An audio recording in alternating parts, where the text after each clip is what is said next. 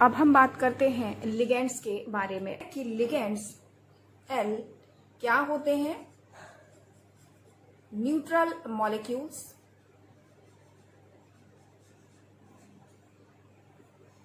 या आयंस होते हैं और ये न्यूट्रल मॉलिक्यूल्स या आयंस कोऑर्डिनेट बॉन्ड के द्वारा सेंट्रल मेटल कैटायन से जुड़े रहते हैं।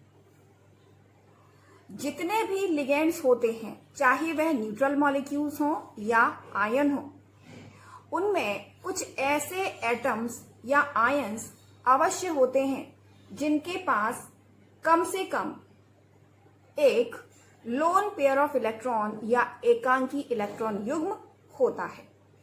यही एकांकी इलेक्ट्रॉन युग्म ये सेंट्रल मेटल कैटायन या सेंट्रल मेटल एटम को डोनेट करके उसके साथ कोऑर्डिनेट बॉन्ड बनाते हैं।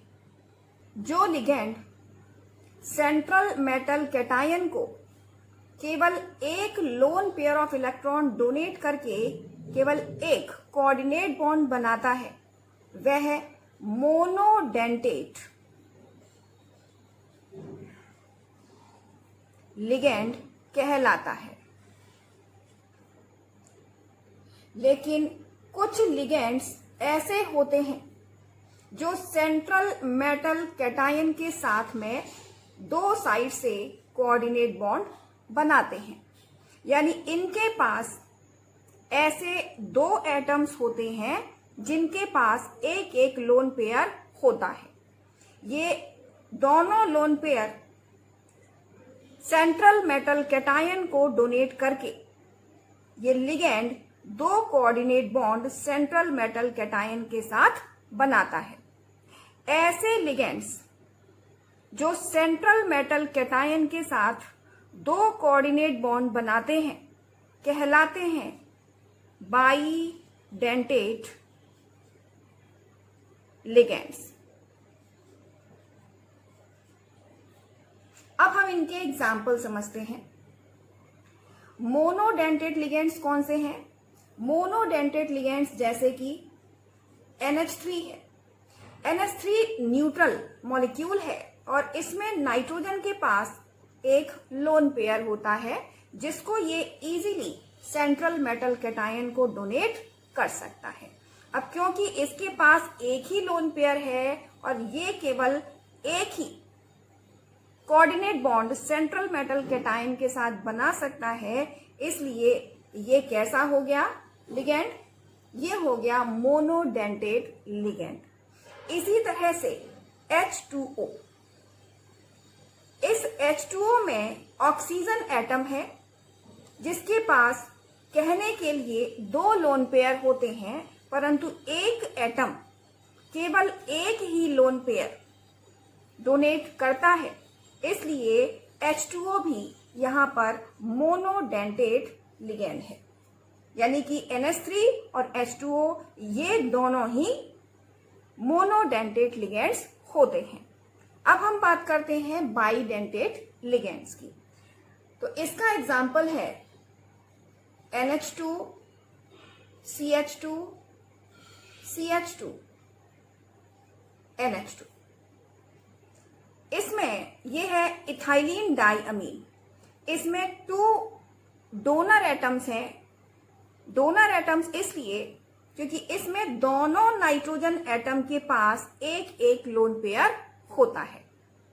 तो ये दोनों नाइट्रोजन अपने लोन पेयर्स को सेंट्रल मेटल कैटायन को डोनेट कर देते हैं और दोनों साइड से ये लिगेंड सेंट्रल मेटल कैटायन के साथ कोऑर्डिनेट बॉन्ड बनाकर जुड़ जाता है। क्योंकि ये लिगेंड दो कोऑर्डिनेट बॉन्ड बना रहा है, इसलिए ये हो गया बाईडेंटेट लिगेंड। इसी तरह से ऑक्जेलेट आयन होता है। ऑक्जेलेट आयन है COO negative single bond COO negative ion, जिसको हम लिख देते हैं COO whole twice 2 negative charge. ये ऑक्जेलेट आयन है। तो इस ऑक्जेलेट आयन में अगर हम देखें तो नेगेटिव चार्ज का मतलब है कि इसमें जो एक ऑक्सीजन है, इस ऑक्सीजन के पास है लोन पेयर और इस ऑक्सीजन के पास भी है लोन पेयर। तो ये जो दोनों नेगेटिव चार्ज वाले ऑक्सीजन हैं, ये सेंट्रल मेटल कैटायन को लोन पेयर डोनेट करके उनके साथ कोऑर्डिनेट बॉन्ड बनाते हैं। इस प्रकार से ऑक्जेलेट आयन भी हो जाता है बाइडेंटेट लिगेंड। तो अब आपको क्लियर हो गया होगा कि मोनोडेंटेट लिगेंड्स कौन से होते हैं और बाइडेंटेट लिगेंड्स कौन से होते हैं। मोनोडेंटेट लिगेंड्स वे हैं जो केवल एक कोऑर्डिनेट बॉन्ड बनाते हैं सेंट्रल मेटल कैटायन के साथ, जबकि बाइडेंटेट लिगेंड्स दो कोऑर्डिनेट बॉन्ड बनाते हैं सेंट्रल मेटल कैटायन के साथ में। अब हम बात करते हैं टाइप्स ऑफ लिगेंड्स की। लिगेंड्स पर चार्ज के आधार पर इन्हें 3 टाइप्स में डिवाइड किया गया है। ये 3 टाइप्स कौन कौन से हैं? 3 टाइप्स हैं anionic ligands,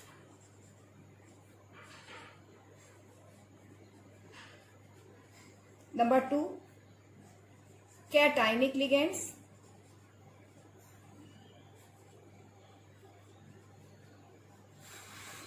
and number 3 neutral ligands।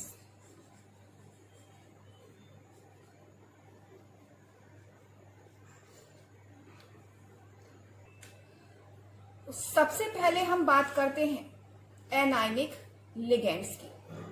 सभी एनायनिक लिगेंड्स पर नेगेटिव चार्ज होता है।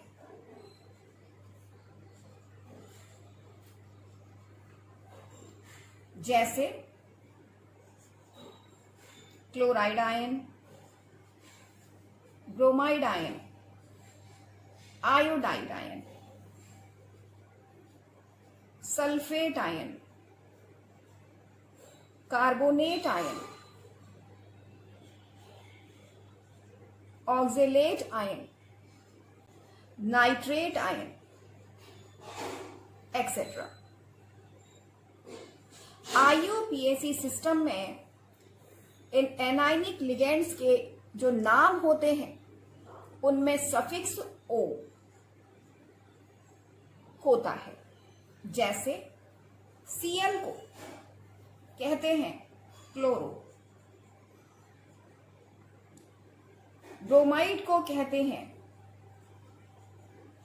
ब्रोमो, आयोडाइड को कहते हैं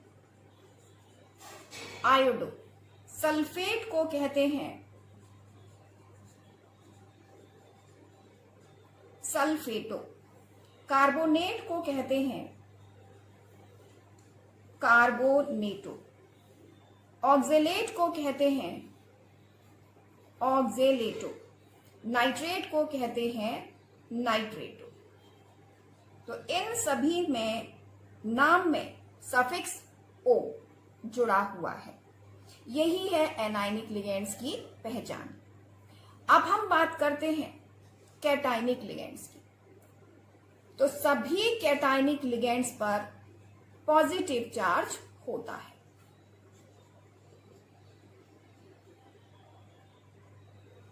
कैटायनिक लिगेंड्स रेयर ही होते हैं। जनरली लिगेंड्स होते हैं एनायनिक और न्यूट्रल। अब कुछ हम कैटायनिक लिगेंड्स के एग्जाम्पल लेते हैं। जैसे C5H5N होता है पिरिडीन। तो ये जब कैटायनिक लिगेंड में चेंज होता है तो हो जाएगा, एक H बॉन्डेड हो जाता है और इस पर चार्ज आ जाएगा पॉजिटिव, यानी C5H5NH पॉजिटिव आयन। तो जो कैटायनिक लिगेंड्स हैं उनमें सफिक्स होता है EM, IUM। तो इसका नाम हो जाता है पिरिडीनियम।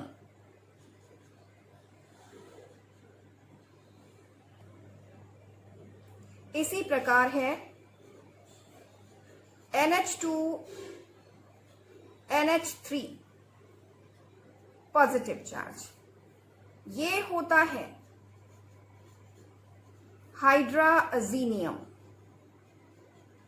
तो हमने क्या देखा कि जो कैटायनिक लिगेंड्स हैं IUPAC सिस्टम में जब नॉमेनक्लेचर करते हैं कॉम्प्लेक्सेस का, तो इनके नाम में सफिक्स IUM जोड़ा जाता है।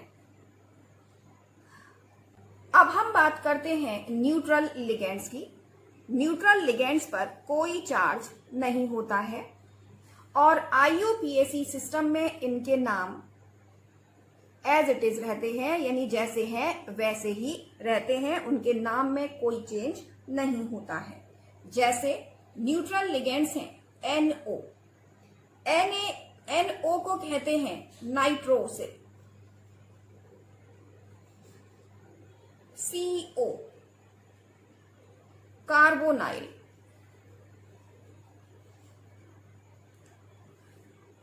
H2O aqua.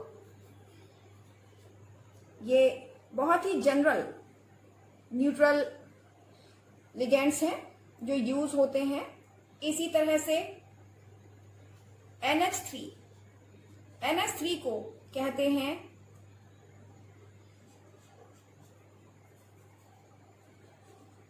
अमीन, कॉमन नेम है सभी के। इसी तरह C5H5N पिरिडीन, इनके नाम में कोई चेंज नहीं है।